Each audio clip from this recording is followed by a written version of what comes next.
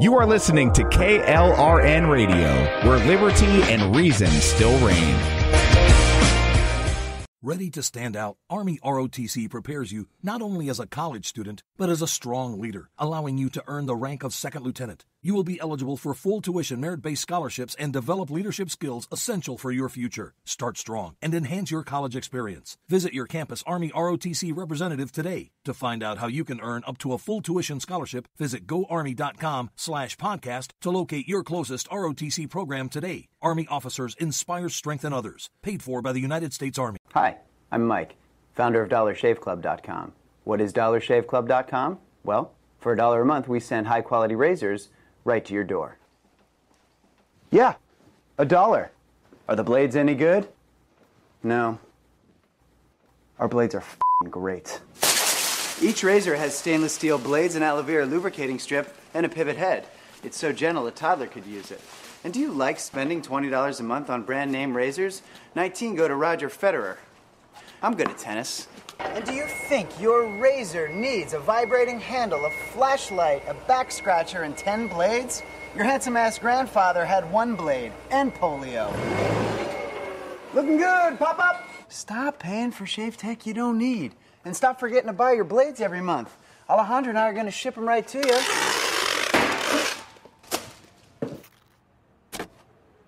We're not just selling razors, we're also making new jobs. Alejandro, what were you doing last month? Not working. What are you doing now? Working. I'm no Vanderbilt, but this train makes hay.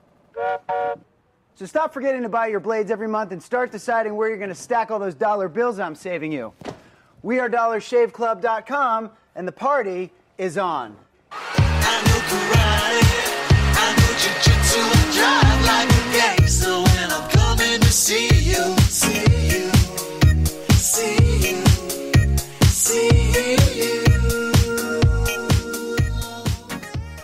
My son was in the Army back during Desert Storm, but even then he wanted an MBA. He looked at a dozen schools, but only one offered the online education and flexibility he needed while he was in a tent in Iraq, Grantham University. Turns out that Grantham's been delivering affordable, relevant college and advanced degrees for over 65 years. Heck, if they can deliver a quality education to a soldier in a tent overseas, think about the flexibility Grantham can offer you so you can earn your degree too. It doesn't matter how complicated or full your life is, if getting a degree is on your bucket list, you'll want to do what my son did. You'll want to call Grantham. Find out how easy it is to get started on your education so you can check that college degree off your bucket list. Call Grantham right now, 800-910-1370. That's 800-910-1370. Flexible, affordable, relevant. Call 800-910-1370. Tired of paying outrageous prices for Viagra? Well, we have great news for you. Now you can finally get Viagra at huge discounts. Healthy Man allows you to save up to $500 on Viagra. Why pay U.S. pharmacy prices of $15 per pill or more when you can get Viagra for less than $3 a pill? Call today and get 40 Viagra pills for only $99. This can cost as much as $600 at your local pharmacy. You can't afford not to call us. If you want Viagra at the lowest prices, never pay $15 a pill pharmacy prices again. Get Viagra for less than $3 a pill. Call 1-800-516-7602 today and save up to $500 and get 40 pills for just $99. Healthy Man is fast, easy, and affordable. Operators are waiting at 1-800-516-7602 to take your call right now. Call 1-800-516-7602. That's 1-800-516-7602. Again, 1-800-516-7602. Attention business owners and independent contractors. This is a money-saving message from Tax Mediation Services. If your business owes $20,000 or more in taxes, we can help you today, right now. Listen, dealing with the IRS is no picnic. It's an intimidating and extremely stressful process, and you don't want to go it alone. Our attorneys know every law, every tax break, and every possible opportunity to help you resolve and reduce your tax debt. And if you owe more than $20,000, $1,000, you may be at the top of their hit list. So don't take your tax debt lightly, because it will not go away on its own. The IRS can seize your bank accounts, your home, and even shut down your business. Call our tax experts today at 1-800-783-0810 and let us deal with the IRS while you focus on your business. That's 1-800-783-0810. Again, that's 800-783-0810. KLRN Radio has advertising rates available. We have rates to fit almost any budget. Contact us at advertising@klrnradio.com.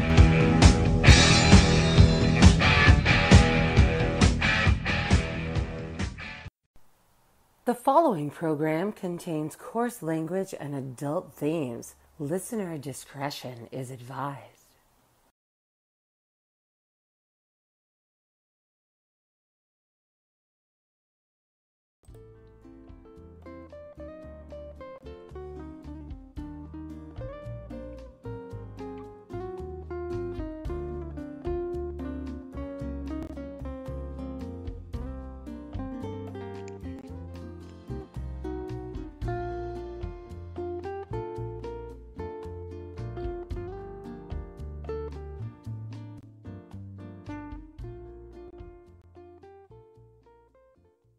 And welcome to another episode of The Cocktail Lounge. I am your hostess with the mostest, Aggie, and with me, as always, is the ever suave, affable, and quaffable co-host, Brad Slager. How are you doing this evening, Brad? Happy holidays. It's a little early for that, but okay. Well, Halloween's a holiday. All right, this is true. Halloween is a holiday. One I get dressed up for every year, apparently. And kudos to you, I gotta say. I was a hit at Trunk or Treat. I will say that. Yeah, all I'm going to say is if you go to your local Walmart, it's already not too early for that comment, even in that context. I'm just saying. This is true. This is true. Yeah. Did you take the little one trick-or-treating today? Yeah, well, we had something of a family gathering. Everybody basically went over to Gage's house. I have one grandson and convened there. So Luna showed up and one of our friends and one of his friends. So they were all going to strike out together. And we saw everybody and took the requisite photos. Let them go on their way. And then, my teacher, who had Halloween parties all day, pretty much came home and she's like, I ain't doing this crap. Bless her heart. Oh, okay. Because, she was all about the kids and I was going to go out with them. And by the time she got home at like 4, she was like, no, we're going to the bar. Do you blame her? Because I do not. I don't blame her in the least. Why would I blame her? I mean, anytime she wants to go to a bar, what am I going to say? No, I refuse. No, I must go out and trick or treat. I must get my share of Tootsie Rolls. No, honey, we have to go out and get some kale, and then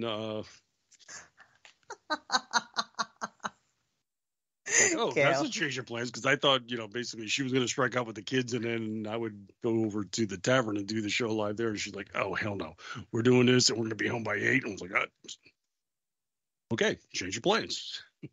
That was really nice, and she does need a rest, because I remember, and I wasn't even a teacher; I was just a helper in the classes, when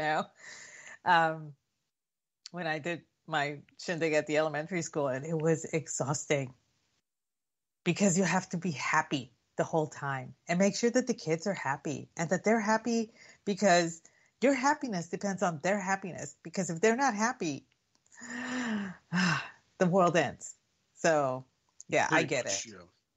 Well, it's just like perpetual stuff, because years ago, stupid me, when we first started dating, and I was like, "Why do you hate party days so much? They're fun." And she just looked at me and she was like, "You have no idea."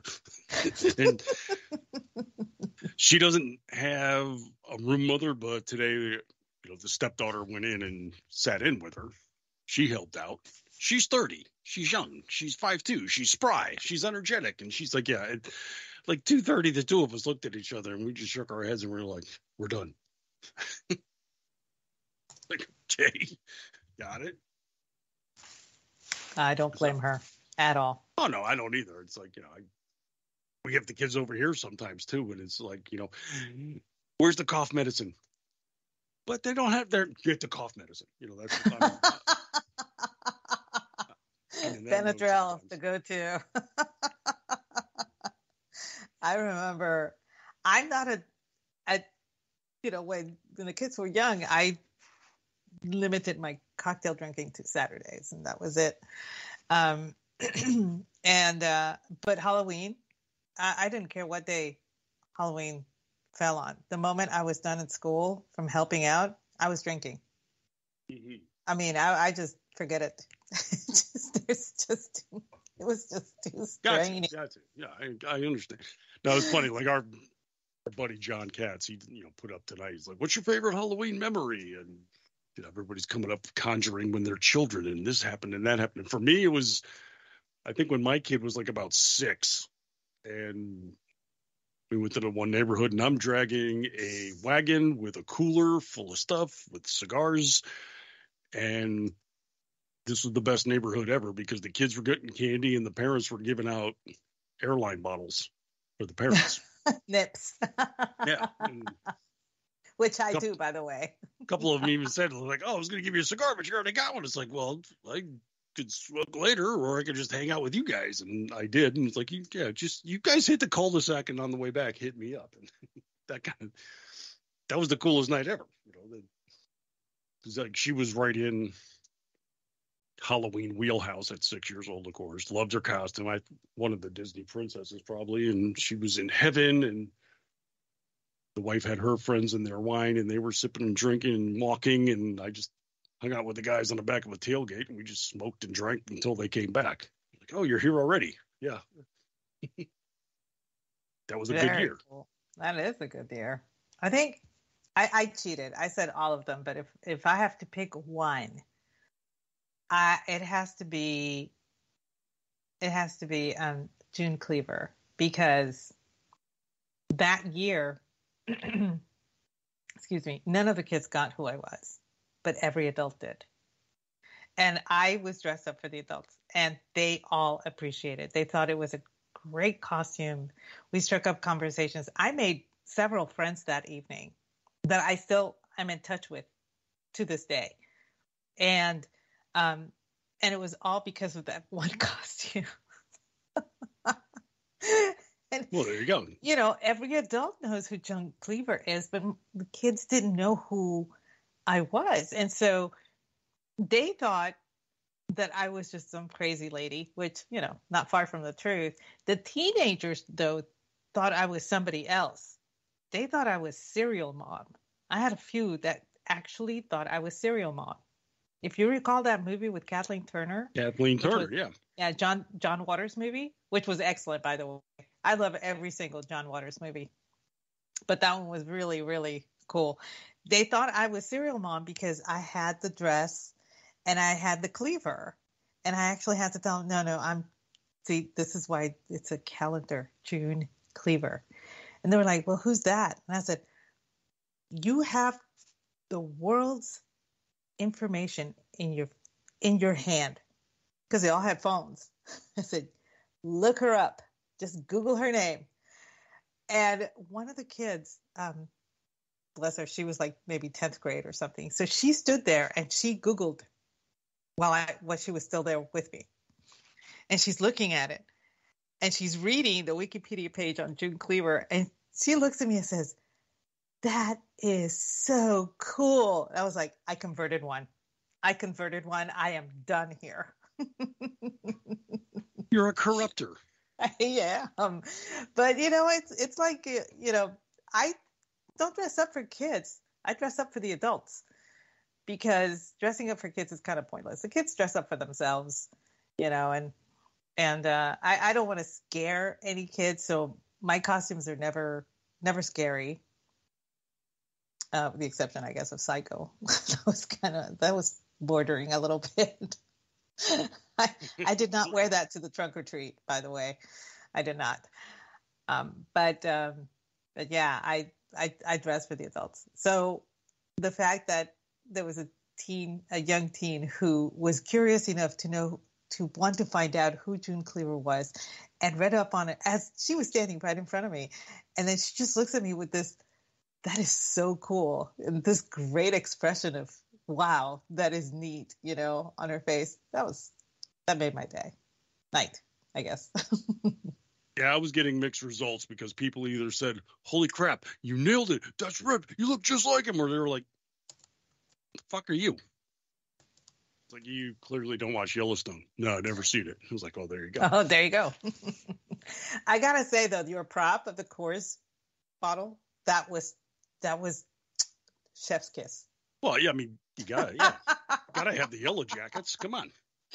Of course. It was great. Proper. It was actually, it's really funny because first off, the wife hates the cowboy hat. Hates it. Like, all I heard for this entire week is, "You're not wearing that after this holiday."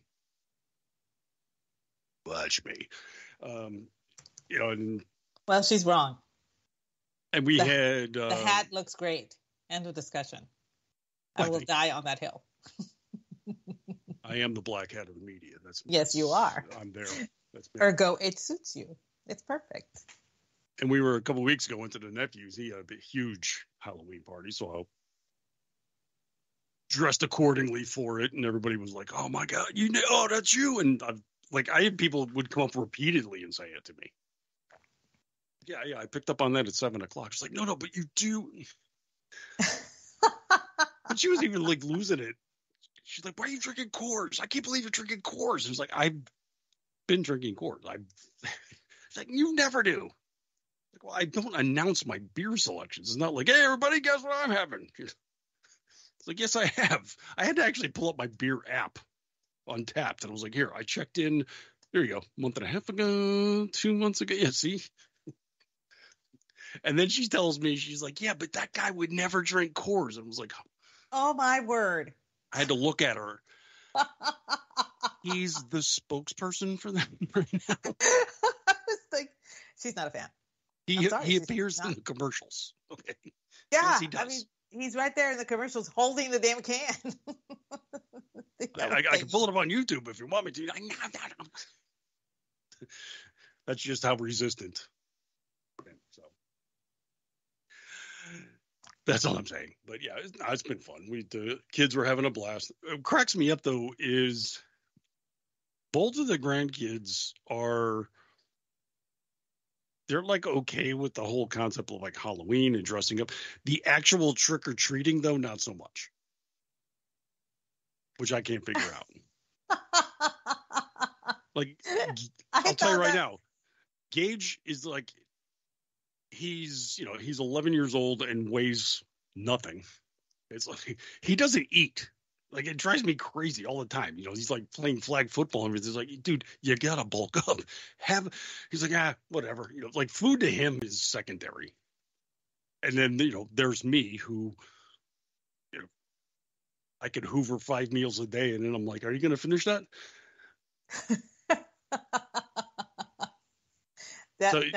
Not gonna lie, y'all, this is true, because the first CPAC, when we went out to eat that last night, I had like steak that had been done blue still on my plate, and you looked at me and said, "Are you gonna eat that one?" I said, "No." He just proceeded to clean my plate.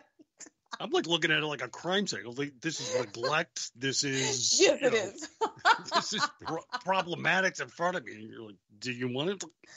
Yeah, I want it. Of course I want it. I know. You don't leave. I eat like a bird. I can't help it. And it's, the whole concept of like a doggy bag, they used to call it back in the day, foreign to me. It's like, did you want to take that home and wrap it up, sir? It's like, no, the game's still on. Get away. Go. Scoot. We go, there's one place we go to. It's, like the BJ's. It's a national chain, whatever. They have like a deep dish that you can buy. It's like, boom, they'll put it right in front of you, 5 meats on it, thick, and they're like, and I ordered one.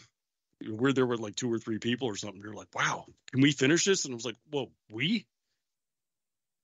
Make not a medium, make it a large. I guess they want some too. And they're like, no, you don't. They ordered something else, and I got the pie and finished it. And they couldn't finish their little whatever bird dropping meal they had too. Like the waiter came out with the pizza box, expecting to take it home, and he's like, "Wait a second, Well, did you guys already?" I was like, "What?" He's like, "I thought you were gonna take it." Okay, whatever. Yeah, recycle that. Yeah, that's true. Because I mean, I think we ordered burgers the last CPAC we were at, and I was like, I'm not gonna eat the fries, and you had absolutely no problem finishing my fries, and I think you finished Jen's too. But you know, I love a person who enjoys food. I'd love to feed people like that. I really do. It warms the soul to know somebody enjoys food like that. And food should be enjoyed. I freely admit that I've got a blast furnace for metabolism. Yeah, you're lucky. You're very lucky. And yeah, I get it all the time. It's like, nobody needs to eat that much. It's like, but okay, I'm hungry. Too. Okay, like it drives her crazy. It's like, we never share anything. It's like, we can share fine. I just need more, so I'm going to order more. You know? Like we'll go to the wings place, and she wants us to get 6 wings and share them. I'm like, that's just precious. What? No. You have to get 24. She's like, why do you have to get your own meal? I said, because you got 6, and I'm not a parakeet. Just, you know. That is too funny.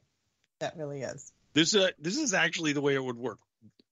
Myself, my friend Dan, who's sizable, let's just say, and then our other friend Rich, who used to be a lineman for the Miami Hurricanes. Okay. We would go. I see where this is going. We would step into a Hooters, and you know the girl would bring us to our table before our asses have even settled down. Get a plate of 50 3 Mile Island and 2 pitchers of beer, and she's like, "Oh, wow, okay. Do you guys need a bigger table? I didn't know you're having a party." We're like, look, it's like, what? That's honey, this is our appetizer. Bring menus and the beer now, you know, that kind of thing. And literally, I mean, they would put this plate, it was like a mountain of chicken wings, and the steam coming off of this would actually start to peel some of the posters off the wall because it's just the hottest ones they've got. And like the other waitresses would start showing up at our table, and like after a while, they're like, "Is really nobody else coming?" And we're like, "I'm sorry, what? No, you are. Sit, have." Yeah, we would cut through that pile in no time at all. But it's not like, you know, gluttonous. Oh my God! It's just we're big. We eat. It's what we do. And this is true. You're what, 25 feet tall or something like that. You do have close, a, you know, so, whereas me, I'm like, I come up to your knees. Yeah. You're a child's portion. In life. I've actually had leftovers on a Happy Meal. Stop it. I know, it's ridiculous, but it's true. There's a term for that now. She's called fun-sized. Yeah, exactly. Yes. I am. I'm very fun-sized. No, it was so funny. We went out one time, me and my friend Dan. There was a local place that did all-you-could-eat stone crabs. Oof. So it was like, I don't know, whatever the flat rate was, $30 or something. All you get. We sat down. It was Monday night, 7:30. 2 couples sit at the table, and you know, his Did wife you get and my girlfriend. kicked out? Well, they were. It's like, how do I describe it? It's like the restaurant would close around 9. The bar would close at 11. You know, and we were like right on the fringe kind of thing. And his wife, you know, turned to my girl at the time and said, you know, I hope you're not in a hurry. She's like, oh no, we're out for the night. She's like, good. And looked at her. She's like, what do you mean? So all 4 of us get all you can eat. You know, and first time they bring a little basket back with like 3 crab legs in it. And I just looked at the waitress. I was like, listen, hun, it's like, I'm not a criticism to you. I'm trying to make your life easier. You got to load this up. And, you know, and we're talking and we're drinking and we're spending money. It's not like we were knocking a place out, but it's like 8 o'clock, 8:30 comes around. Monday Night Football starts. place is clearing out, the bar's filling up, and we're still there eating. And I noticed like there's a manager sitting by the doorway with his arms crossed, looking at us. He's like convinced we're like throwing stuff in bags or something, and we're just talking and ordering more beer. And I think we were there 3 hours. And yeah, this guy lost money for sure. Wow. But it's just, it's like every so often somebody is like, I can't believe you did. And it's like, yeah. Am I like a glutton or something? No, I'm just. You're just a big guy. I mean, have the capacity to eat that much. This is why I don't go to all you can eat places, because, half a plate and I'm done. So what's the point? Yeah, you're the dream. It's like, yes, this is what they want me to go. Give her a salad and the breadsticks, and then after that it's all gravy, and then. Well, that's what my girlfriend and I used to do when we didn't have a lot of money and we lived in Dallas. We'd go to Olive Garden, and have the salad and the breadsticks and order a small pizza to share between us, and that would tide us just fine. But it's a very small check. But it is kind of funny, though. I got a place near me, Taco Tuesday. They have an all-you-can-eat. And, and they spread it out, too. I mean, you can get beef, chicken, or steak cut up. Mm-hmm. And they're cool as hell because they don't bitch about nothing. In fact, I've sat with people. It's like they've gotten 3, they serve them 3 at a time. And then they'll get a second order and they'll have maybe the 4th one, and they let them take the other 2 home. And it's like, you're not allowed to do that. Oh, here you can. But yeah, I've knocked it out these aren't like Taco Bell thinner than a dime novel tacos. I mean, these are legit. And actual tacos. Yeah, I've knocked out 15, 16 and 4 or 5 black Negro Modelos. And there we go. This is the night. And I've done that, and my bill came out to like $20. And I've looked at the girl, and I just like, what? This is, I think you missed something. She's like, no, it's all you can eat. No. And I doubled the check easy. Here you go. That's you. And I'm coming back. You're every Hispanic mom's dream. Not going to lie. I swear to God, if you had come over to meet my grandmother, she would have sat you at the table and she would have fed you and kept feeding you. I'm not even exaggerating here. I've known that woman to cook for 4 hours to feed men. That is not an exaggeration. That's a slow Sunday. So it's but she loved that. I mean, I don't think my grandmother ever learned to cook for less than 20 people.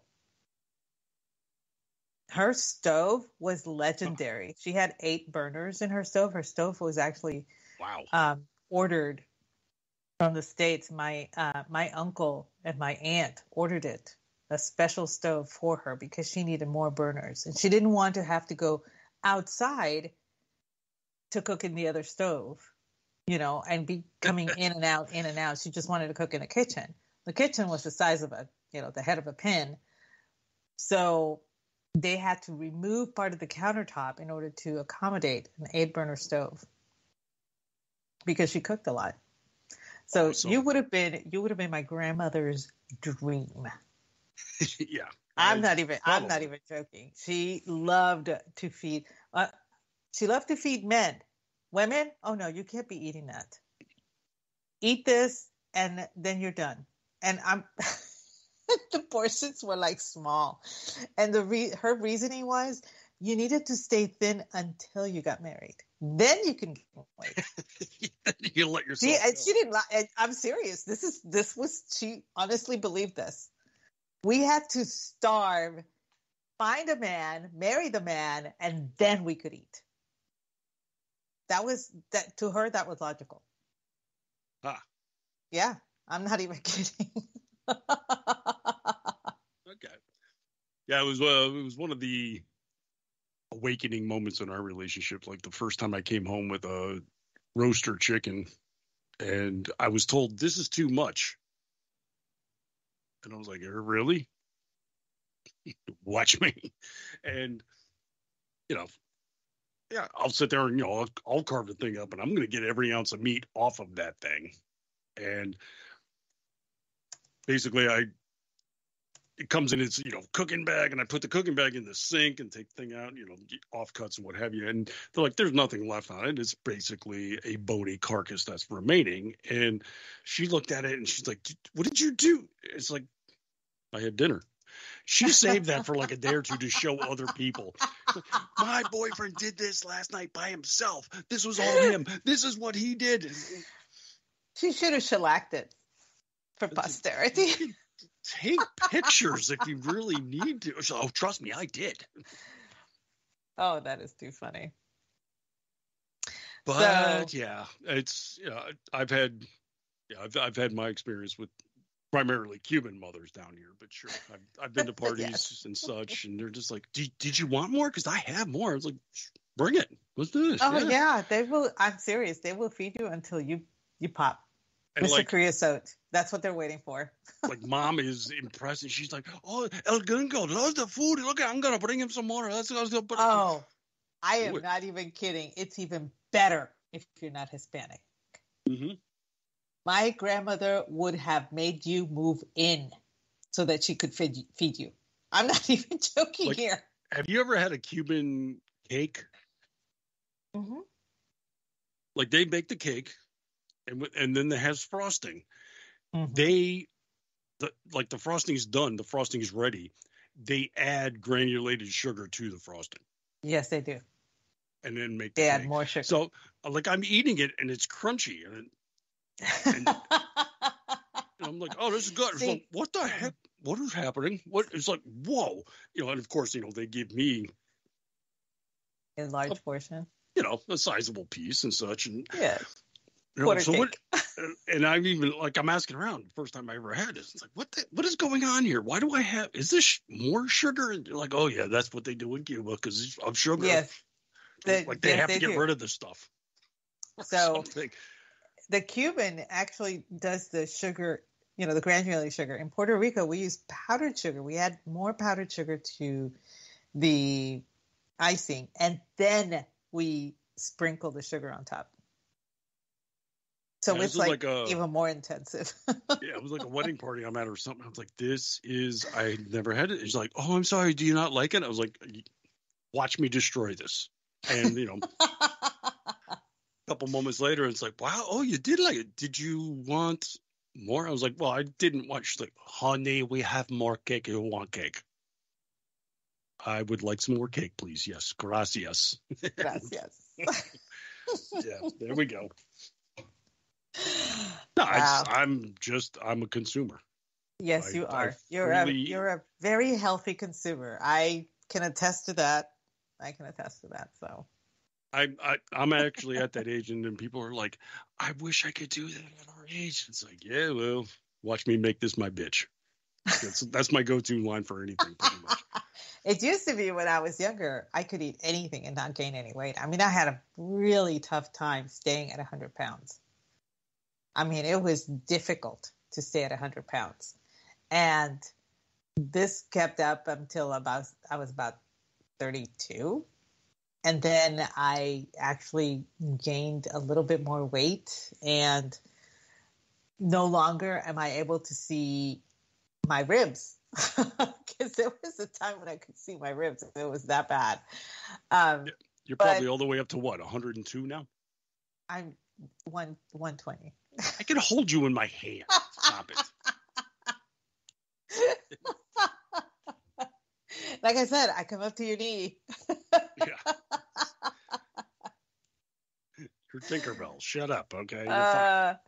Yeah. Oh, speaking of Tinkerbell, I have been challenged to do my next Halloween costume. So It's not going to be Tinkerbell. No, somebody asked me to do a take on the villains. So I already have plans. Dude, I have plans. Wait, Specify.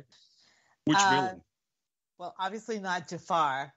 My beard doesn't come in that great.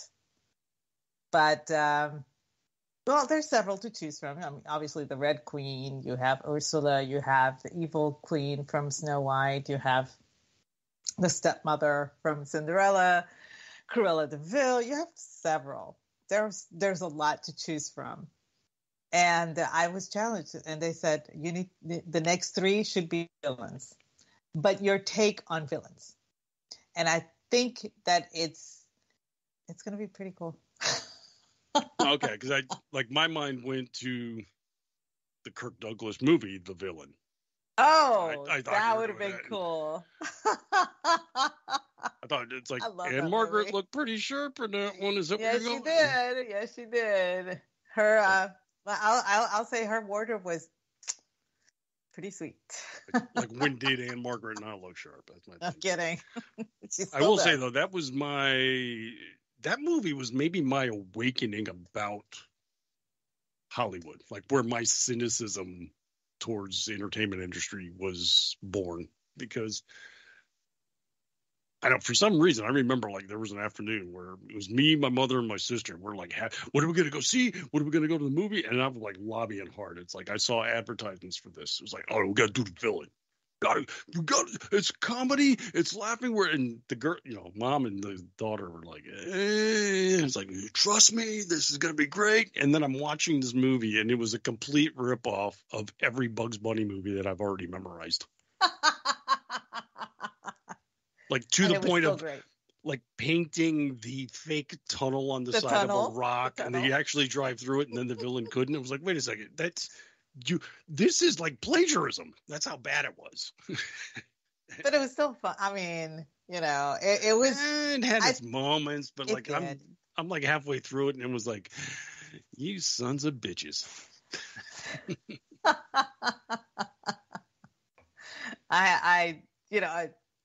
Speaking of Hollywood has had a really rough week. They really have. True. They've lost some memorable people, both on the small screen and a big screen. And even today, news came down that a very well-known soap opera actor passed away. And this is a guy that had been on General Hospital for decades. And he was our age. He was 54. He died of, they're calling it a cardiac event, but his name was Tyler Christopher. And he was Nick Considine, I think, the son of the Considine dude, of the major honcho. And Considine. I remember watching him when he was a teenager and everything. And I was just like, I couldn't believe it. He was, because, I mean, even soap operas have their stalwarts. They're the actors that are like their linchpins. You have Susan Lucci comes to mind, I mean, that kind of thing. So Jeannie Francis being another one, especially from GH and everything. So this was one of them. And it was sad news in the daytime, world to hear of his passing. But, and we lost Richard Roundtree, who had an extensive movie career. We lost Shaft. Yeah, we did. Damn. And that was, I think 16 when I saw that movie, and it made an impact on me. And because I was not expecting that movie to be like that. I really was not. And then, I saw the remake and it was okay. It was all right. Nothing to write home about. Vanessa Williams is still hot, blah, blah, blah. But the original was like, the original was the shit. What's so funny is in the early days when like HBO was just coming out, I recall when HBO wasn't even on 24 hours. Yeah. I remember when HBO was at 5 to midnight. I think like 11 p.m., midnight or something. That was like, it would go off. Yeah. But when you subscribe to it, if you had HBO, they had this you would get once a month, you would get a movie book. a little, I don't know, it was like 4 inches by 4 inches, glossy, probably 8 or 10 pages maybe. And it had all them, and I loved those because it was just, they would have the poster on the front, and then each movie that was coming out during the month and the day it would debut, and the schedule would be laid out, and like, this is awesome. My parents hated movies, not hate them, they just didn't watch them. They didn't care, and it's like the early or mid to late 70s, and it's like, why did you guys do this if you don't even?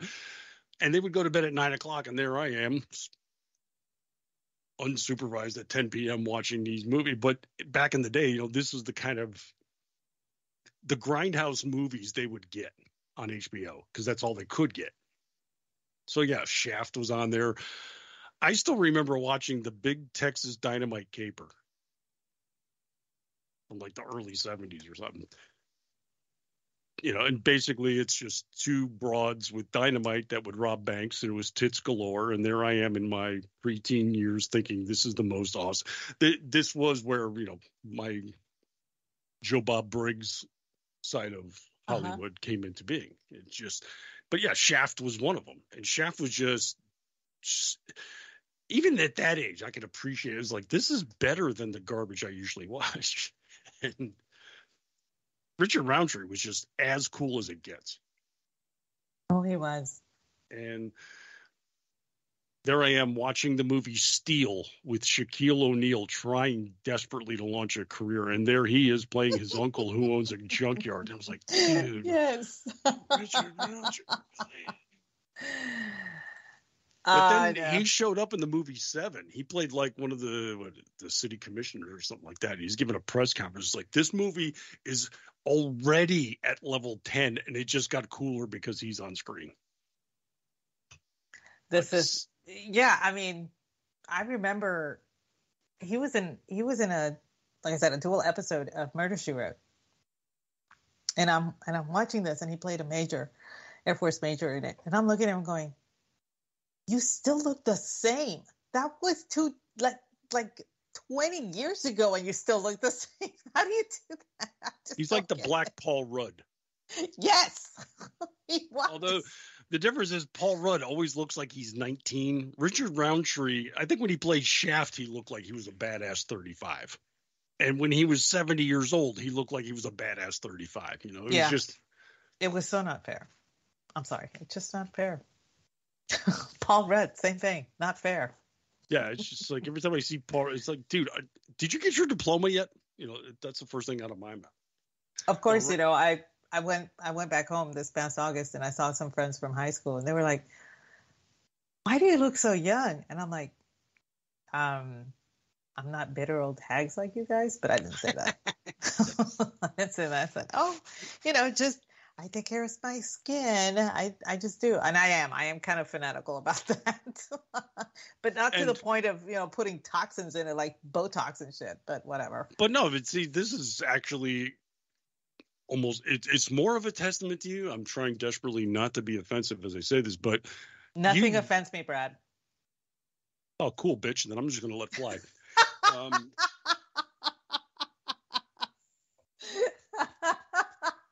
No, but I mean, you've got very pronounced gray highlights in your hair. Yes, I do. I have God's highlights, and I love each and every single one.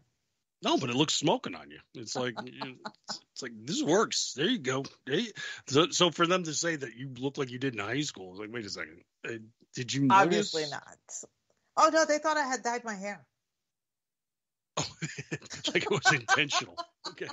They thought I had done that to my hair. I said, no, I don't dye my hair. Okay. Yeah, it's and I'm the same way with mine. It's like I can give a rat's ass about my hair, but oh, shut up, mister. I have a glorious head of hair that everybody would kill for, male and female. I'm talking color. I said what I said. Look, I knew it's voluptuous, okay? I've accepted it. But as far as like the facial hair, it's coming in gray, and I get barked at it. It's like, oh God, he looks so wild. So just for the Rip Wheeler effect. I just think I'll break down and color it, whatever. It's just fucking gag anyway. It's Halloween. Blah, blah, blah. So like, and I don't usually do the full beard. Now I've got the full beard, and I'm just like, kind of like this and stuff. And I'm still trying to get a measurement. She's like, "Are you gonna keep that?" And it's like, you said you didn't like the gray, so I got rid of the gray. What do you think? And I still haven't gotten a full measure, so I think she's. I hesitate to say she likes it, but won't admit it. But I did get this. It's like, well, if you're gonna color your beard, you got to color your hair. It's like, fuck the hair. It's the hair staying. I don't care. No, it one of the most distinguished men I knew, he decided to grow a beard. He grew it every winter, but I had only known him that summer.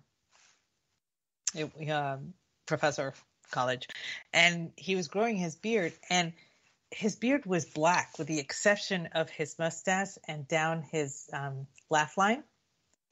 So people thought that he actually dyed it to look like that. And the rest of his hair was dark, with the exception of the what I call Doctor Strange, temples, right, with the white. And I got that going on too. Yeah, and it was just all the women were in love with this guy. Never mind that he was like 45 years older than we were. We did not care because it just looked so sharp, and every guy was convinced that he dyed it. And his wife said, "No, you don't dye it." So we were like, more power to you, dude. It just happened to grow that way. And I have it's really weird, but it's very even, except in one spot where there's more pronounced white than there is on the rest, and it's off to the side. But once I comb my hair, you can't really tell. So, but it's most of mine is like pretty evenly distributed, which is why people thought it was done on purpose. Like I had dyed my hair. And I'm like, no, I don't. And they're like, oh no, you have to. This has to be professionally done. I'm like, you are correct. It is professionally done by God. I just let it. I left exactly. It Yeah, find a higher power than that shit. I will say that I'm kind of uncomfortable because just because it is get up nonsense. I've been looking at myself in the mirror more in the last 2 weeks than I probably have in the last 2 years, and it's just unsettling because I have to sit there and like get notes from everybody else. It's like, should I not? And then I have to go back to the mirror, and it's really, am I this now? Why? That you look the same, don't you? Well, it's like I stopped with the goatee, and now I got the full beard, and now I got the full beard colored, and it's like, do we like this? Do we not like this? And am I going to keep doing this bullshit? That's it. That's where I'm at now. It's like, wow. Well, what do you think? And then I have to look in the mirror. It's like, okay, yeah. I got a full beard, and it's dark. I kind of like it. I got to give props to guys that grow facial hair, because that has to be itchy and annoying at first. It really is. But some, but really taking not, a razor to your face. For me, it's not. Oh, to some people it is. Some people. And this is the thing too. It's like this should tell you how little I look in the mirror. Like I love these commercials when they pop up on TV. Like I don't know, Jack's Razors or whoever the hell it is, and it's like, do you spend $30 a month on razors? And I laugh. It's like, I'll buy a 4-pack and it's going to last me a year. That's like how dedicated I am to my shave. I mean, I shave, but it's not like, oh, this is like getting stubbly and I need to have like a 5-blade effect that'll make my, it's like, I don't even use a mirror when I shave. I'm in the shower doing other stuff. And it's like, I'll just shave while I'm in here. Boom, boom, I'm knocking out. Boom. Okay, cool. Done. Wow. That's impressive. I got to say. It's not impressive. It's how little I give a damn. Oh, well, okay. Is what it comes down to. It's just, I don't even use a mirror in the shower. I just like rub my face. It's like, oh, I missed a spot here, I think. Okay, it feels better. I do everything by feel. Like I go to get a haircut too, and they're like, what do you think? And they spin me around to the mirror, and I run my hand through my hair, and it's like, it feels a little long on this side. That's about it. They go, well, what number should I use? A number 4 or number 3? And I'm like, You're asking me questions.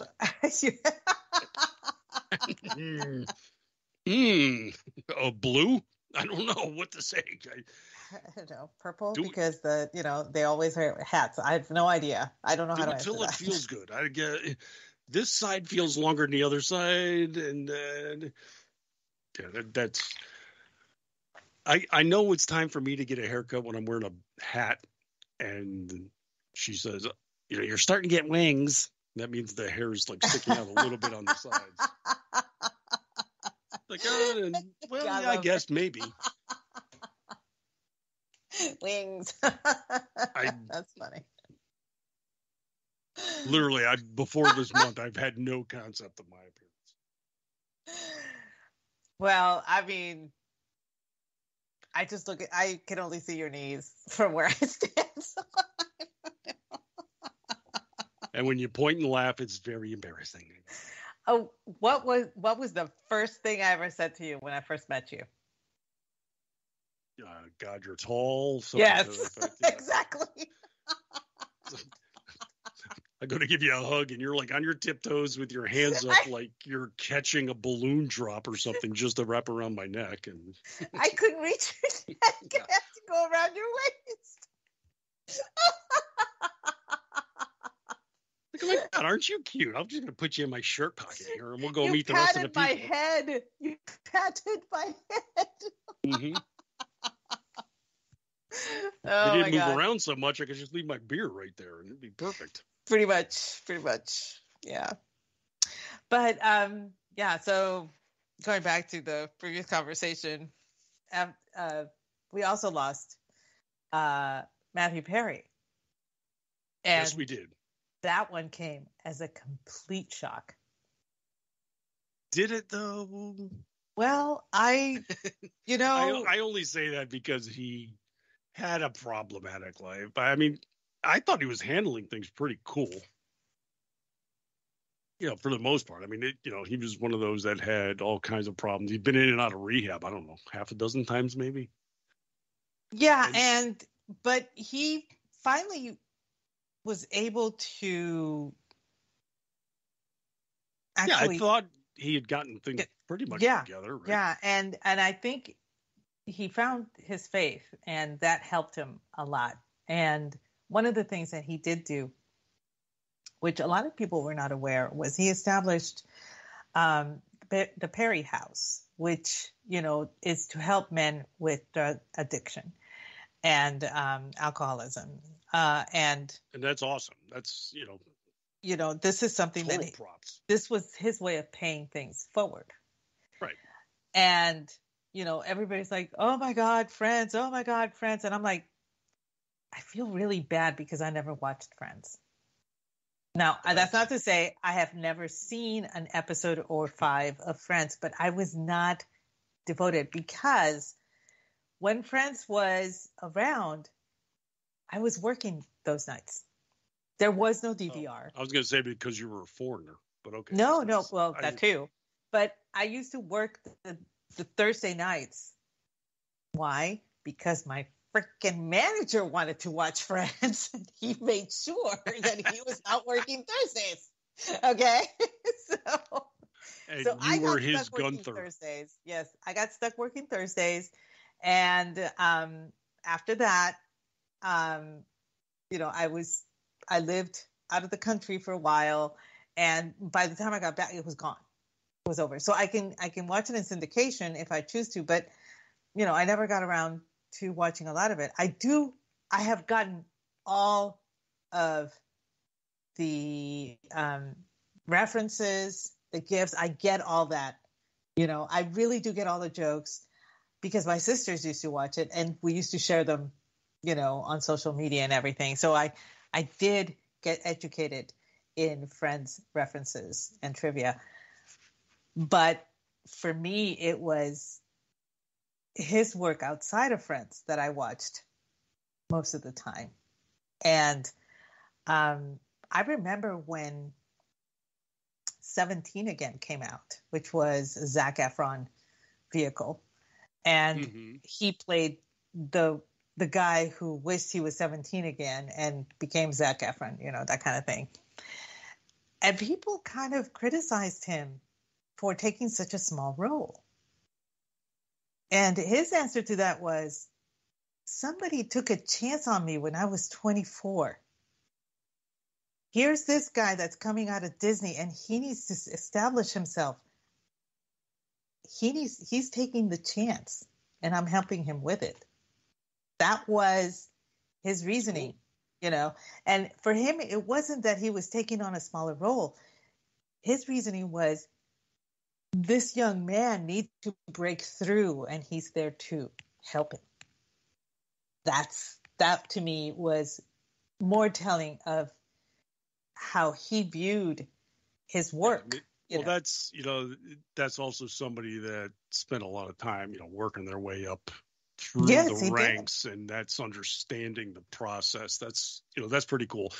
I'll say this. I think, like Friends was, that role was very audacious. I don't want to say it's like easy for him, because you got to have comedic timing to pull off Chandler, and to do so for as many years as he did, you got to have the chops to do that. Yes, you do. And a lot of people are not aware, but his father was a very established actor in his own right too. I mean, he worked for a very long time. He's still working, and he played his dad in Fools Rush In. Really now? John Benet Perry. That he was the original Old Spice guy. Oh, okay, I got you. Yes. You. Cool. And it was funny because, I'm watching Fools Rush In, which is like one of my all-time favorite movies. I love it simply because Salma Hayek, I identify with her. So much in this movie. The whole, talking to her mom is like, do we pray for this or do we pray for that? And they started lighting candles. And I'm like, oh my God, that's me and my mother. It's like the whole thing was just like, okay, so she's Mexican. I get it. But it was like a mirror into what I grew up in Puerto Rico. So that's why I love that movie. I really do. But, he played, his father played his father in that film. And when he opened, when he knocked on the door and he opened it, I was like, I squealed. I totally squealed. And my sister did not understand why. Because we were all watching, my sisters and I were all watching it at her house. And I was like, that's his dad in real life. And one of my sisters pipes up, the guy from General Hospital? I'm like, yes! He didn't even know this. John Bennett Perry has had an extensive career. He's done a lot of small screen and big screen. And, ID4, he was the First Lady's Secret Service agent. He had a very small part, but basically he happened to be there that day and he picked it up. That's what he was there for. So, it was a one-day thing, and then he walked off the set. That was it. That kind of thing. But he did that because he happened to be there that day. Well, I'll say this about Matthew Perry, actually, to see what skills he had. The movie The Whole Nine Yards with him and Bruce Willis, he is basically the straight man in that film. And yet he's still very comedic. If you watch his work, it's like, Bruce Willis is basically the one that delivers the punchlines, but Matthew Perry does quite his share of laughs. And oh God, I love that movie. That's not easy to do, though. When you're the straight man, you're setting things up for the star to get the big laughs, but when you're still getting, you're still delivering in the process. Yes. That takes some work. And here's what's funny. Bruce Willis was in Friends for a few episodes. Yeah, because he lost a bet. He lost a bet to Matthew Perry on the set of The Whole Nine Yards. And that's what got him on there. So basically, Bruce Willis had to pay up. To this day, I have looked, but this is total sideline. The house that Bruce Willis' character, Jimmy the Tulip, bought next door to next door to him. The color in that kitchen was to die for. And for the life of me, I cannot find that color anywhere. I have looked through Sherwin-Williams, PPG Paints, everybody. Nobody has that color. I Really? don't get Come it. on. Yes, and it is the most fabulous moody indigo ever. And I love that color, and I want a room in that color. And I will build a shed just so I can paint it in that color. She wants a she shed in moody indigo. Yeah, whatever that color was, I really want it. This sounds like a Bear Paint commercial. I know. I'm kind of fanatical about things like that. I look at the minutiae in a movie. I'm really bad about that. I really am. Oh, no, I'm the same way too. I drive people crazy. It's like I'll be watching something, and then like in the background, there's a rack of potato chips. It's like they haven't had that Doritos bag in 20 years. This is bullshit. I mean, you're ruining it for me. That kind of... Well, this is Halloween. You know, we probably should talk some Halloween, right? Yeah, we should. I think so. I've got minutia for you. Oh, please. You know, I live for that stuff. Do you now? Okay. Mm-hmm. I do. Well, and this is total complete randomness that, you know, I was doing some research and crap came up and I was like, well, there's a rabbit hole Brad has to go down. When you look at a hearse, you know, the transport conveyance for a corpse. Have you ever noticed? A coffin. What? The coroner is the conveyance for the corpse. Get it right. I meant vehicle. How about that? Is that better? Okay. Whatever. Transport of the body. Have you ever noticed that the rear windows are always blacked out and they've got that very stretched out S shape on it? I have, actually. I was looking at that and I was like, the F is going on with this. It's got to get to the bottom. You mean there's a reason for that? There is a reason for it.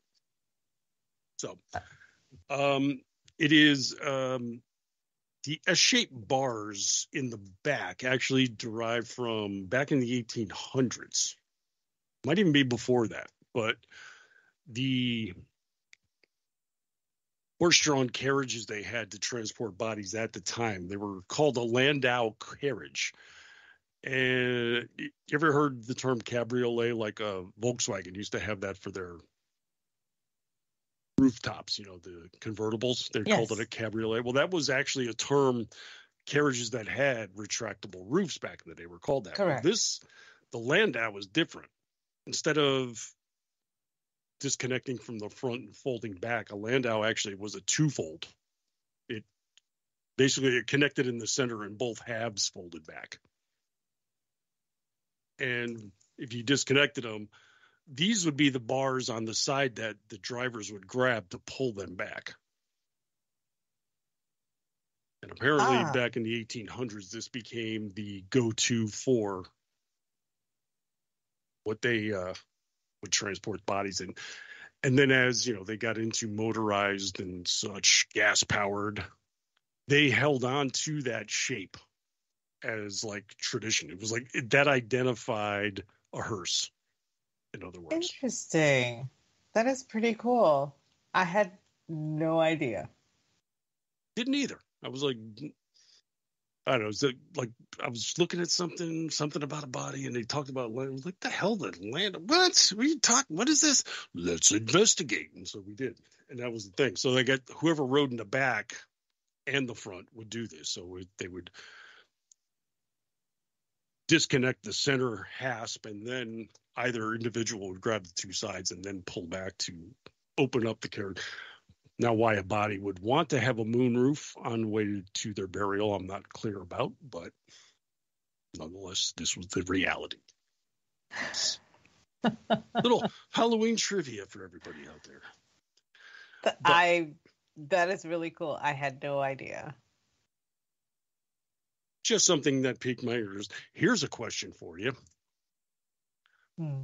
What state grows the most pumpkins?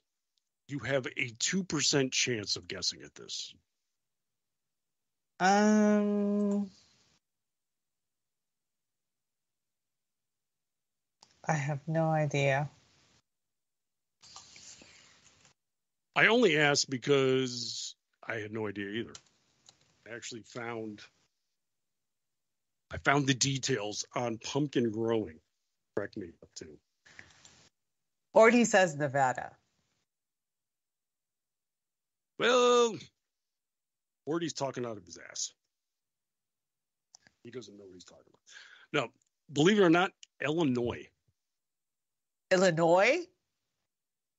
Illinois has the most acreage for pumpkins, the most pumpkin output, all of them. Yeah.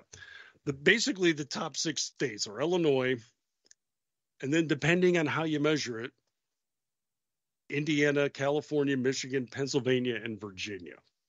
Those are the top 6 pumpkin producers, but Illinois is far and away the biggest. Illinois. And now, this is where it gets really cool, or completely obscure, and who gives a rat's ass about this stuff, namely Brad. The massive output of Illinois pumpkins are for consumption, meaning into foodstuffs, pumpkin pie filling and stuff like that. All of the other states, California, Indiana, Michigan, like a minuscule amount goes to consumption. All the rest is for display. You know, like for putting out and for carving and stuff like that. So it's like, I think 80% or so of Illinois' pumpkin production is actually to be consumed. All the other states are for other uses. Make sense of this if you can. I cannot. I just thought it was hilarious.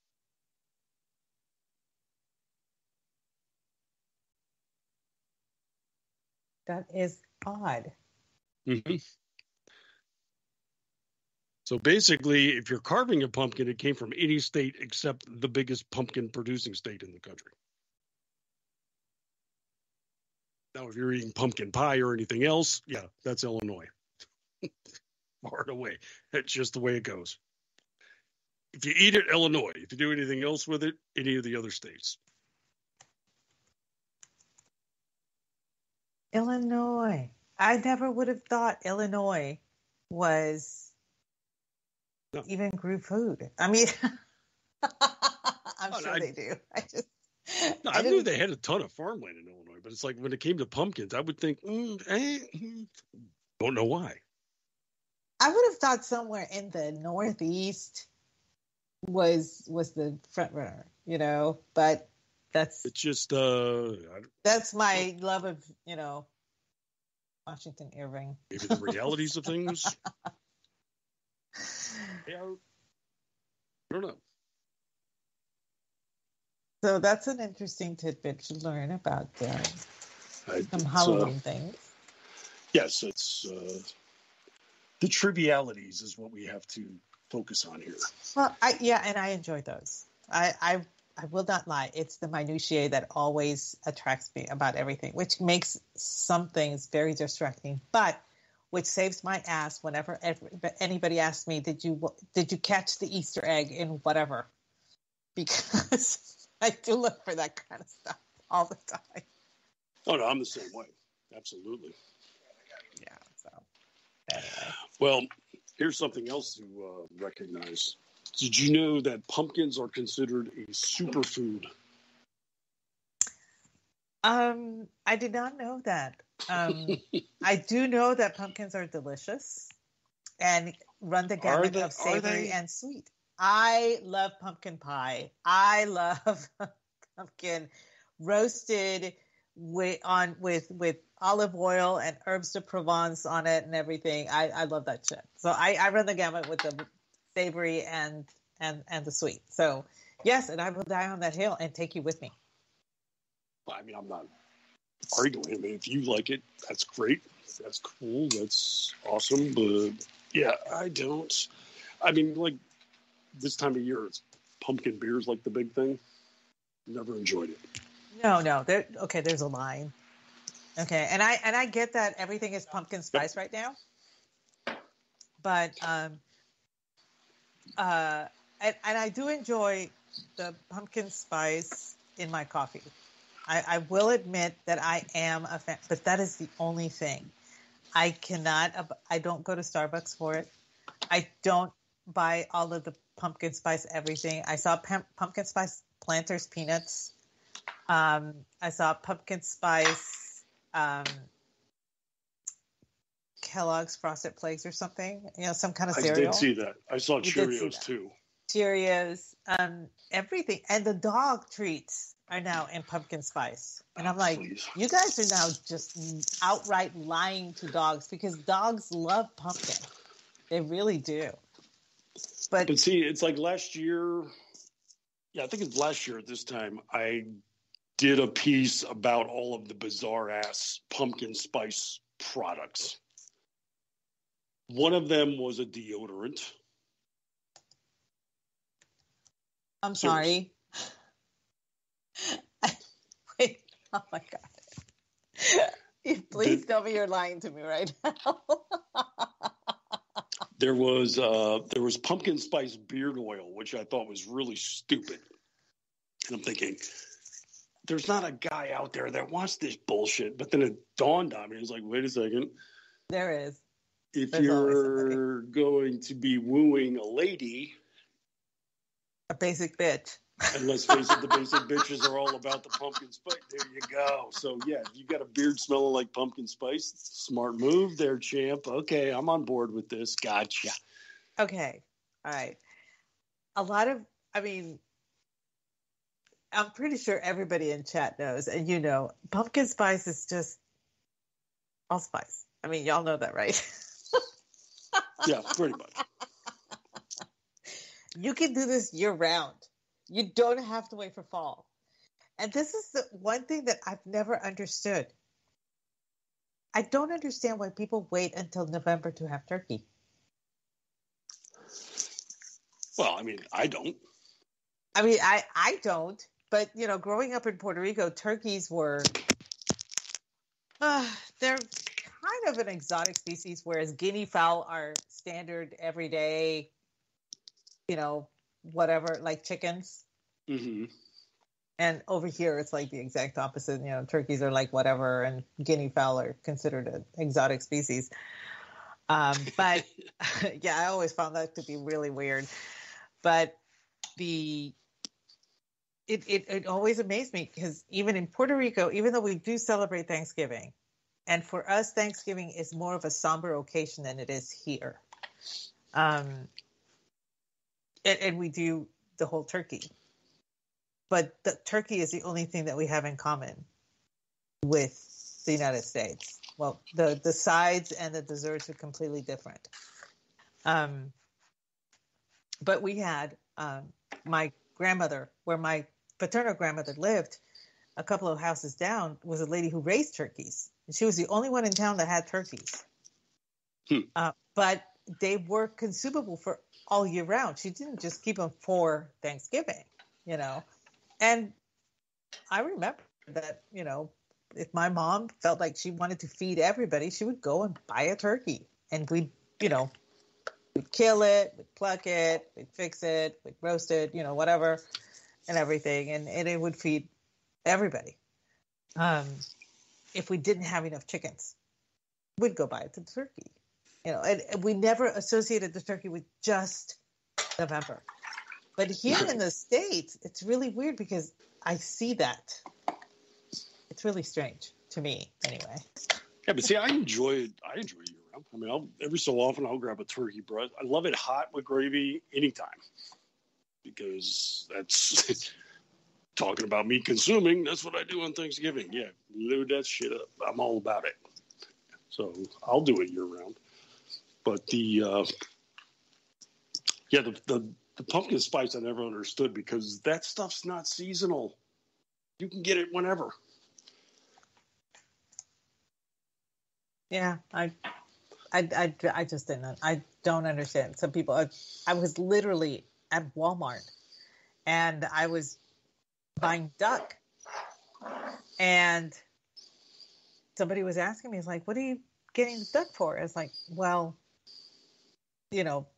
this is a seasonal bird around here, so I don't want to shoot the ducks on my property. So this is what we're having for Thanksgiving. And she's like, oh, no, that's what turkey is for. And I was like, this sweet little lady. And I told her, I said, well, my kids don't really care for turkey that much. So I do the duck instead, you know. And she looks at me, it's like, well, you know, Thanksgiving is the time for turkey. And I'm like, why isn't it other times? And I noticed that at Walmart, you know, during the year, they'll have turkey available. They'll have like 4 or 5 in the freezer section or whatever. And then they'll have the boneless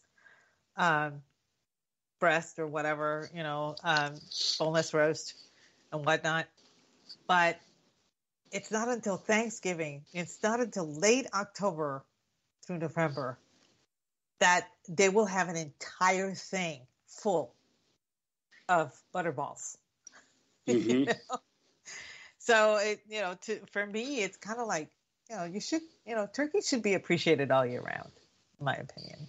Not just 1 month out of the year. Yeah, you give me turkey gravy, mashed potatoes, and butter. I'll hammer that any time of year. I'm not partial, but You're not. It doesn't matter. You could get. I will cook rocks for you, and you'll eat them. well, yes, probably, possibly, maybe. We Let's not get discussed out that. of control. But well, did we cover how pumpkin spice is genocidal? No, we did not. Yeah. We learned this cozy little lecture from the Washington Post recently. Because Pumpkin nutmeg, spice. which is the other key component of pumpkin Yes. spice, that's Yes. not available. Well, it's hard to come by. You can only find it about 52 weeks out of the year. Right. And it's funny because it is the mace and nutmeg come from the same fruit. Mace is the outer covering and nutmeg is the inner part. So just, you know, random trivia, but go on. Well, the Post helpfully told us earlier this month that my people, the Dutch, were responsible for, what has been called corporate genocide in the name of nutmeg. Because in the Indonesian area, Bandanese is where the main central growing region of nutmeg was. And those sons of bitches from the Dutch East India Company went in there, took control, basically took over the nutmeg industry there. And I don't know, they acted really mean or something. So if you enjoy pumpkin spice, you're participating in corporate genocide because of something that happened 700 years ago, I think. So fucking Dutch, man. It's always a Dutch. It's always a Dutch. We are sons of bitches in that way, yes. But here's the thing. The way that spices are now sourced throughout the world, for the most part, they tend to be mostly fair trade and things like that. They're there's they make it responsible farming, everywhere. They make it everywhere. And yes, these things can be grown pretty much around the world. So I'm just like, which, of course, then leads to the other problem, because if you're growing it in other regions, then you're taking away the crops from the native region. I swear to God, you cannot win with these people. No, there's always going to be a problem. There's always going to be a problem. So, yeah, that was corporate genocide taking place in the 1600s. So you can't have pumpkin spice today, despite the fact that it's only been a thing, really, for the last 20 years. Starbucks this year celebrated its 20th anniversary of the pumpkin spice latte, and that's what made this such a... Oh, my God, that shit's been around for 20 years. Mm-hmm. Oh, my God, okay. I read that story, too, about how they created it. And we wanted to see if we could emulate the spice flavor of when the families get together. Oh, jeez. really trying to, whatever, knock yourselves out. It was successful. You're making a crap ton of money doing it. I applaud you. Well done.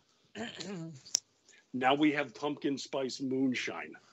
we have pumpkin spice everything. And I wait until, like after November, if there's anything left on the shelves, I might give it a try. The cereal, hard pass. I think it was one of the granola bars. That wasn't too bad. But you know what? You're paying for the name because you can easily just sprinkle allspice all over the granola, and there you have it, people. I think one of the things that cracked me up the most was it was one of those protein powder energy, the weightlifting thing that came in pumpkin spice. I saw fabulous so work, many guys. different things. Oh my God. Or he just posted the funniest one. Please tell me that's not true. Limited edition pumpkin spice Durex. I did see somebody do that with tampons. Oh my God. Okay. Just no. Pumpkin spice tampons. I was like, that's your target audience. Good move. One of the funniest memes I ever saw, and I refused to post it, but I gave it to somebody else to post, was this man texting his wife inspirational messages from her tampons. Oh. He says, and it said, whenever my wife is in that during that time of the month, I send her inspirational messages from her tampons. He says, I hope you fucking die is her response. And I'm like, I would kill him. He's brave. I'll give him that. He He's brave. is very brave. That's a territory I would not venture in at all. Like I said, nothing offends me, and I have been the object of so many jokes in my lifetime that it just doesn't faze me anymore. I'm so naive that I have people from high school. Remember when you thought this was that? Oh, that was so hilarious. And I'll be like, yeah, I know. I had a girlfriend, her name is Dolly, and she was, I walked into government class. She sat next to me, and I was like, well, that's a different kind of shoe. What's the deal? And it was a boot because she hurt her foot during dance. Oh. I'd never seen one before. I had no idea those things existed. Keep in mind, I'm in 9th grade. Okay. And I'd never seen one before. And everybody started making fun of me. And Dolly, bless her heart, she took pity on me. And she's like, you didn't know what it was? And I said, no, I've never seen one before. And everybody went silent.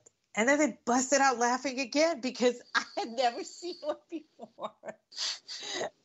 And God love her, she was like, y'all stop picking on Aggie. She's never seen one. I mean, and to be fair, it does look like an actual boot. And to be, and she was wearing a boot on the other shoe, so on the other foot. So I just thought it was a different style. Okay, see, that's what I was going to say. It's like, didn't it tip you off that she only had one? But now she was wearing boots that day too, and it wasn't cowboy boots. It was an actual, boot. So, yeah. So I was just thinking about that, thinking, man, I have been so naive my entire life. Well, we are here to broaden your horizons. That's our entire purpose.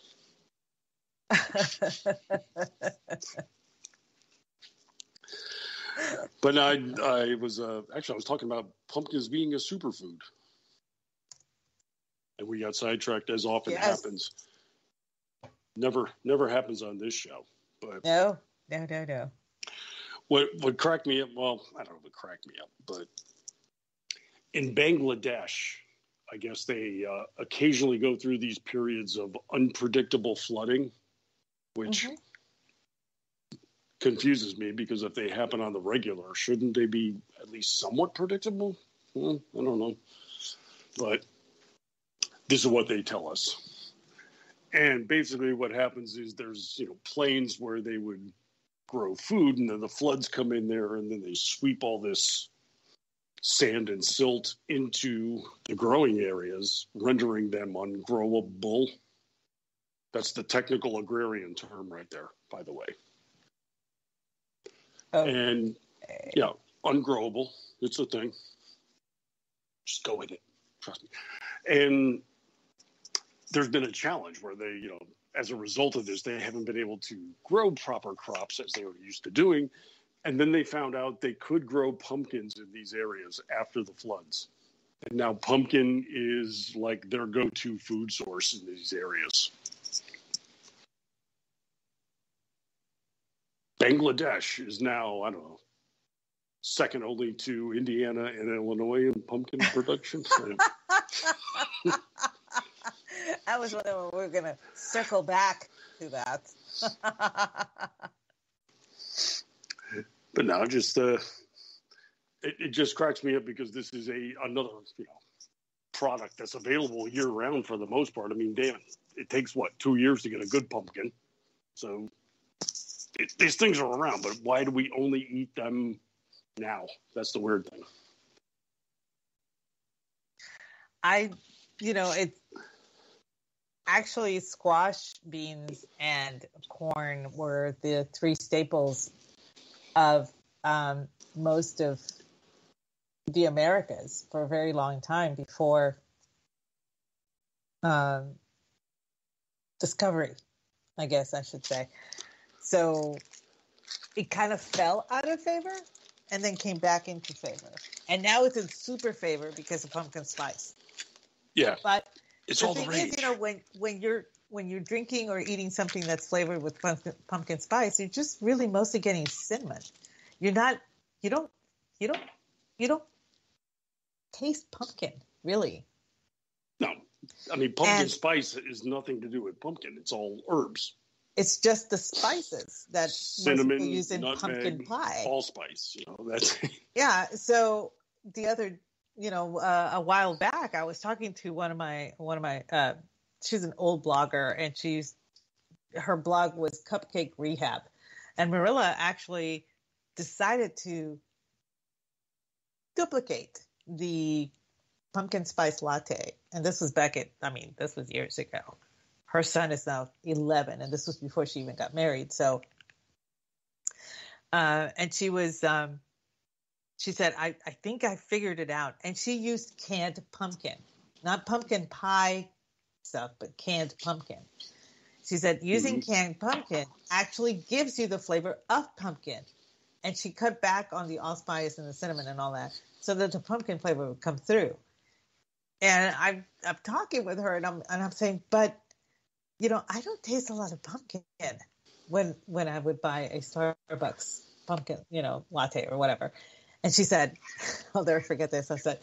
She said, that crap? No, that's just a carrier for their cheap ass coffee. Mm-hmm. Use this instead. She sends me the recipe, and she later on wrote a post on it. Is that you get the flavor of pumpkin in this? And I'm like, well, that's because you're actually using pumpkin, actual pumpkin in your latte, which is cheating. Yeah, but somehow, but still, it's actually I do that. I make it after the pumpkin spice coffee creamer has gone away, because around here you get one shipment, and once it's gone, it's gone. So I make her stuff, and it's actually better. And I'm starting to think maybe I should just make it year round, and that way I'm happy. But it's also highly caloric. So there's that. Oh, jeez. She uses heavy whipping cream. She uses, so it's. Why you broads got to ruin everything with your own weight consciousness crap? I'm not ruining anything. I'm just stating a fact for those who might be interested. That's all I'm saying. Well, this is also kind of interesting, because when all of the beer companies this time of year start producing their pumpkin ale and all that nonsense. The funny thing is, when the initial Pilgrims got here, the first beer they were making was all pumpkin based. That's how you got beer.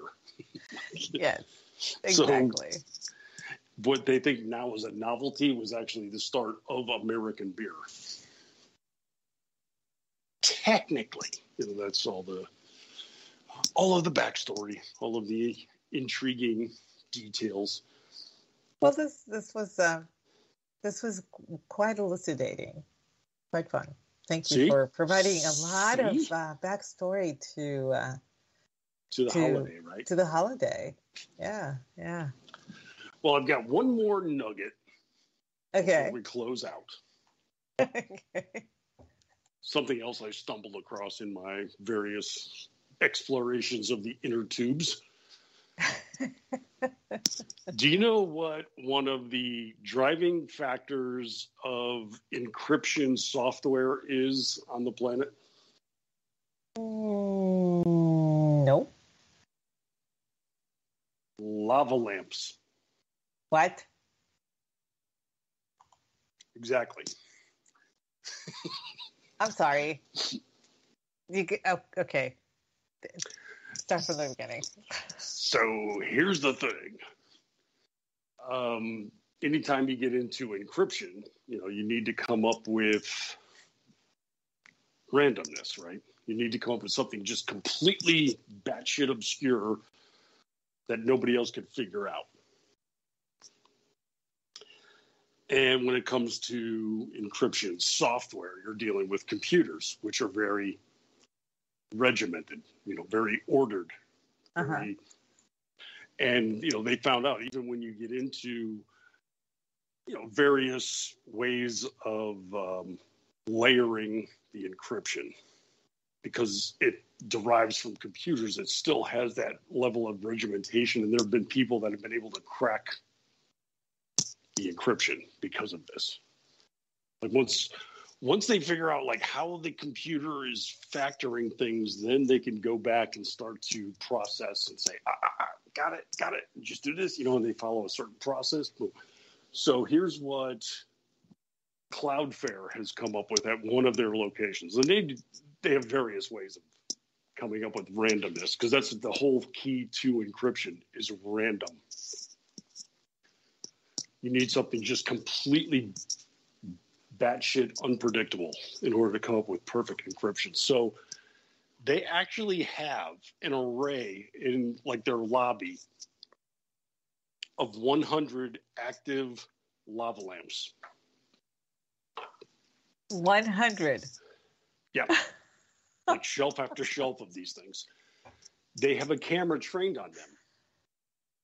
And because of the very random nature of the lamp, the lava inside, of course, always bubbles up and comes down and does, in completely obscure and random fashions. They have a digital camera on this, which then pixelates the action at such a minute level. And then those pixels are enumerated and comes up with a guaranteed completely random pattern to use for the encryption at any given time.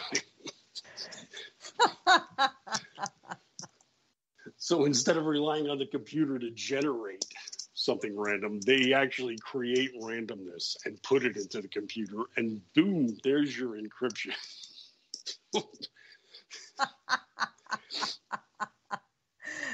I cannot. So many lamps. Yeah, and it basically says that like 10% of the encryption on the internet is derived in this fashion, using lava lamps. Using lava lamps. Wow. That's incredible to me. Yeah, I was like, wait, what are you talking about? How? What? Well, Brad has to explore. It's really funny because there was a resurgence of the damn things. And you can find them, like at Goodwill or whatever. But those are the new ones. If you find one of the old ones, those suckers go for like gold on the secondary market. I was shocked. Really? Yeah. The actual authentic, the first run, like the 60s and 70s lava lamps go for hundreds and hundreds of dollars on the secondary market. I was just like, you realize you can buy newer ones. No, they want the old ones. They don't. It's a question of I want the authentic stuff. It's like me with mid-century modern furniture.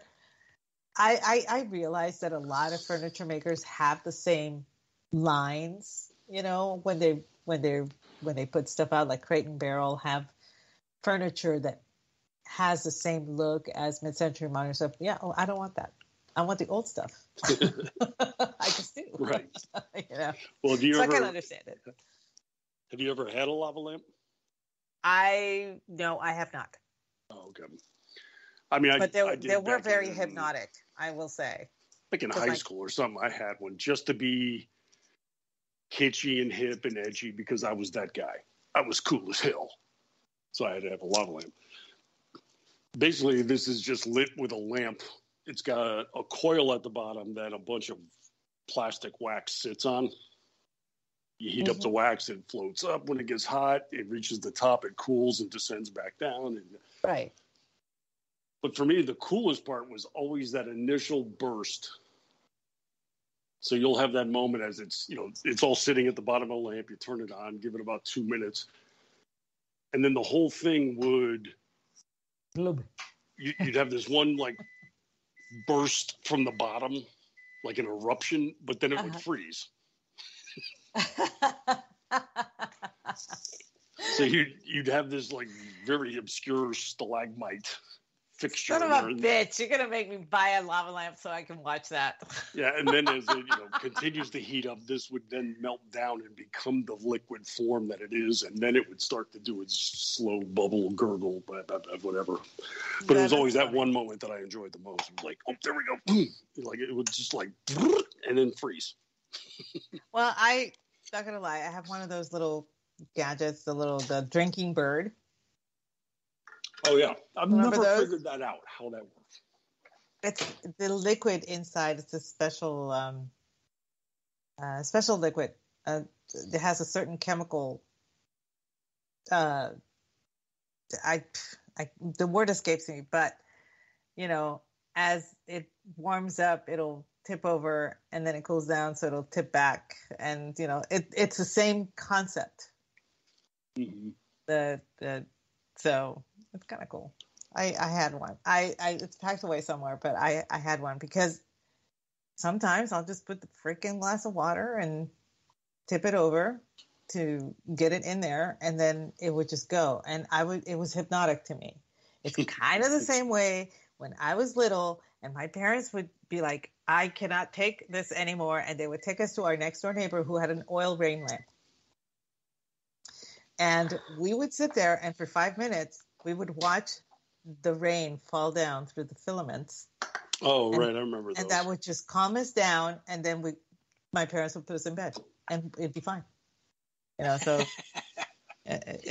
so that's, I don't know. Anyway, So, we're over our time. We are. And I guess we should go ahead and close out the show. So, Brad, where can we find you? I am available over at townhall.com, where you can see my daily column there, riffed from the headlines. You can also see me on the front page of Red State, where I've got my twice weekly podcast called Liable Sources, where I delve even deeper into the muck and mire of the media landscape. And you can hear me on this very network more. Thursday night, I'm going to be here with Ordy Packard, as he and I delve into the important information on the entertainment world, all the things you need to know there on the Culture Shift. Alternate Thursdays, I'm here with Paul Young. the dark side of Hollywood and bad movies with disasters in the making. And, of course, like tonight, every Tuesday at 8:30 with the ever-effervescent Aggie Reekin on the Cocktail Lounge. And then if you need more of me than that, let's face it, you do. If you head over to Twitter, I am at Martini Shark. How about you, Aggie? Where can people find more of your magnificence? Well, you can find me at Aggie Reekin and at Aggie the Barkeep. Those are over on X, Twitter, whatever you want to call it nowadays. You can find me 8:30 p.m. Eastern Tuesday nights doing the Cocktail Lounge with you, and 8:30 p.m. Friday nights doing He Said, She Said, as of late with our great producer, Rick. And hopefully Mickey will be coming back sooner rather than later, because we are really hoping to put on a Christmas production this year. So stay tuned for more info on that if it does get off the ground. And once a month, last Wednesday of every month, 8 p.m. Eastern, we do Toxic Masculinity with G, Orty, and Rick, and I bring the drinks and the babe. So thank you so much for joining us. And as you hear Brad in the background getting ready to fix himself another cocktail, we hope you have a great evening. And raise a glass and look at the ceiling.